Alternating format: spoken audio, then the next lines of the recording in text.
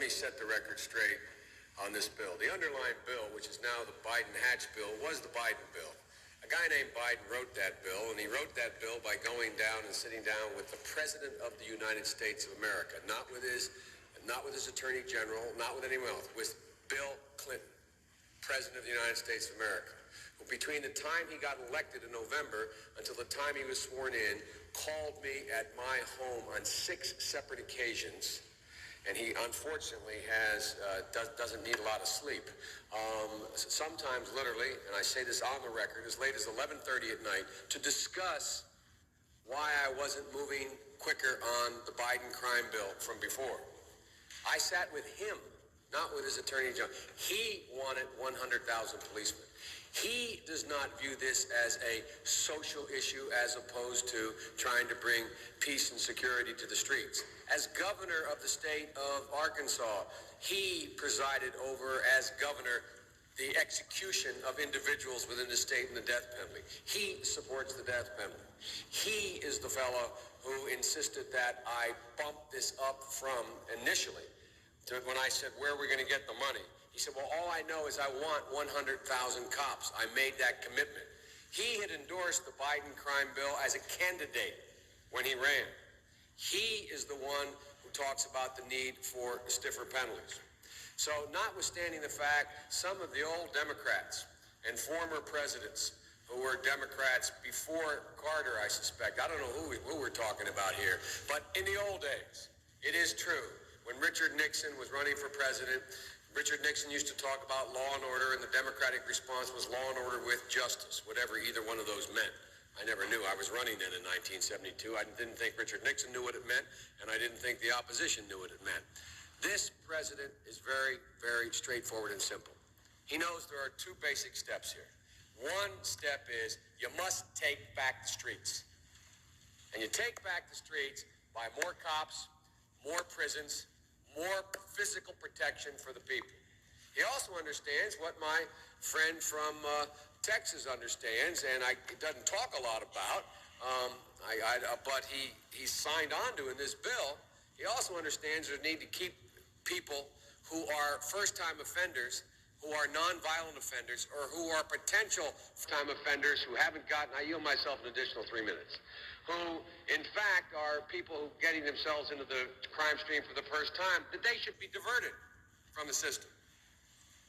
So I hope this crime bill, when it passes, the Biden-Hatch crime bill, as it becomes law, God willing, I hope that we will have ended, once and for all, this notion that is a hangover from the 60s, that somehow Democrats are weak on crime and Democratic presidents are weak on crime and Republicans are tough on crime. The truth is, every major crime bill since 1976 that's come out of this Congress, every minor crime bill has had the name of the Democratic senator from the state of Delaware, Joe Biden, on that bill, and has had a majority vote of the Democratic members of the United States Senate on the bill. So one of the things I want to do in addition to ending crime is end the political carnage that goes on when we talk about crime. Crime is not Democrat or Republican. Making the streets safe is not a Democratic or Republican issue. This is one of those issues I hope this passage of this bill will be taken out of the gridlock category and moved into an emerging consensus. And the consensus is as follows, and I will cease when I finish this statement. The consensus is, A, we must take back the streets. It doesn't matter whether or not the person that is accosting your son or daughter or my son or daughter, my wife, your husband, my mother, your parents, it doesn't matter whether or not they were deprived as a youth. It doesn't matter or not whether or not they had no background that enabled them to become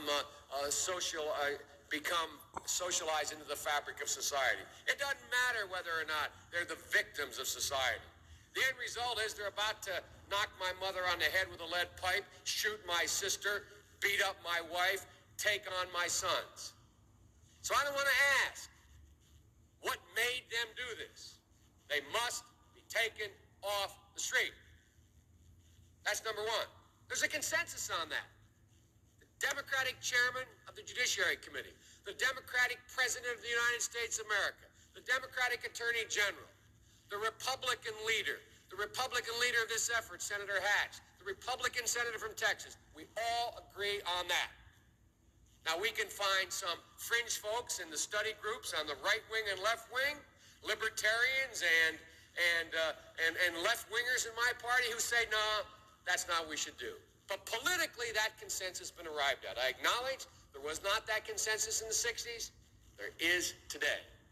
There's a second thing that we all have agreed upon, and that is unless we do something about that cadre of young people, tens of thousands of them, born out of wedlock, without parents, without supervision, without any structure, without any conscience developing, because they literally, I yield myself 3 more minutes, because they literally have not been socialized.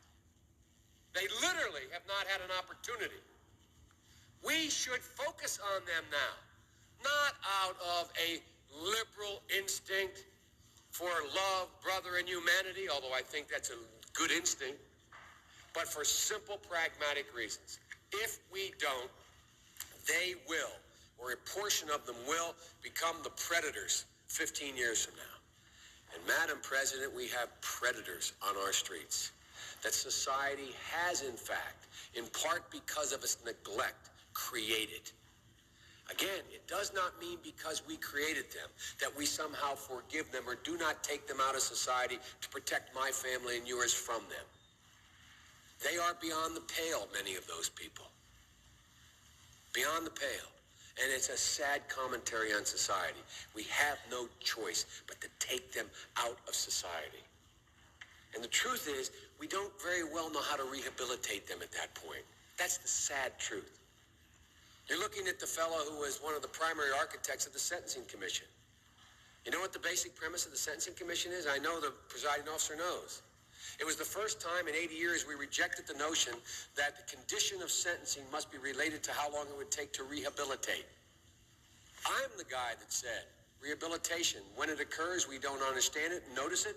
And even when we notice it and we know it occurs, we don't know why.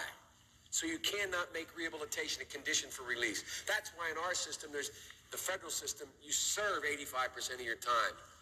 I remember when it was going on, when I was making these arguments in the late 70s, they used to call it Biden's same time for the same crime provision. It's a shame, but we don't know how to rehabilitate. But there is a consensus, and I will cease. A, we must make the streets safer. I don't care why someone is a malefactor in society. I don't care why someone is antisocial. I don't care why they become a sociopath.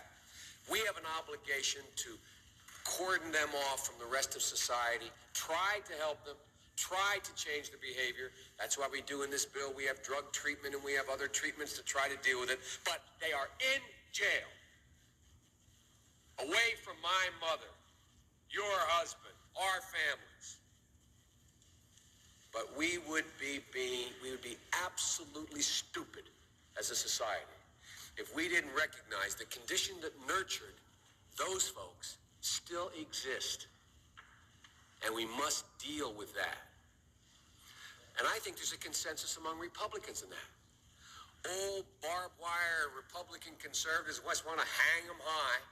Even those folks are saying, hey, we got to deal with the root cause of this. Not one or the other, but separately. And liberal Democrats who used to say, let's look at the sociological underpinnings of why this occurred, and we have to, they're now saying, hey, look, we got to take back the streets. We'll make that fight later. So there is a consensus. I hope the remainder of the discussion as we close out the debate in this bill, we can end that old fight. We can put it behind us. Hopefully we have, the senator from West Virginia said this is a historic moment on this bill, a consensus being reached. I think it is, but I think it's a historic moment for a political reason as well. Hopefully we will end the discussion about whether or not Republicans are Neanderthal and only want to hang them high, and Democrats are wacko liberals and only want to look at the causes. Those days are gone. Evidence of that the Democratic senator from Delaware, and the Republican conservative senator from Utah are united in a Biden-Hatch crime bill that does all the things that I just said.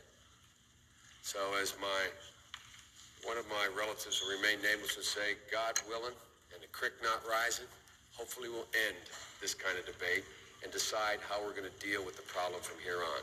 I reserve the balance of my time. Senator reserves the balance of his time. Senator has 21 minutes remaining. Who yields time? President, I yield myself an additional minute. I would like to put into the record the endorsement letters from the 6 major police organizations: the Fraternal Order of Police, the National Association of Police Organizations, the International Brotherhood of Police Officers, International Association of Chiefs of Police, the National Sheriff's Association, National Troopers Coalition, and Delaware State Troopers Association, National Organization for Victims Assistance, National Victim Center, National Association for Crime Compensation Boards, and National Association of State Alcohol and Drug Abuse Directors, Incorporated. I would like to say, we would not have this bill. I've worked for 5 years in this bill with the police of this nation. Every one of those police organizations I've spoken about, their leaders have sat in my office, in my conference room, in my inner office for literally, if you add it all up, several hundred hours. We would not be here were it not for the police helping fashion this bill. And I want to pay public tribute to them now, and I would ask that the letters associated with each of the organizations I listed be entered in the record. Without objection, they will be so included. Madam President, I suggest the absence of quorum. Clerk will call the roll.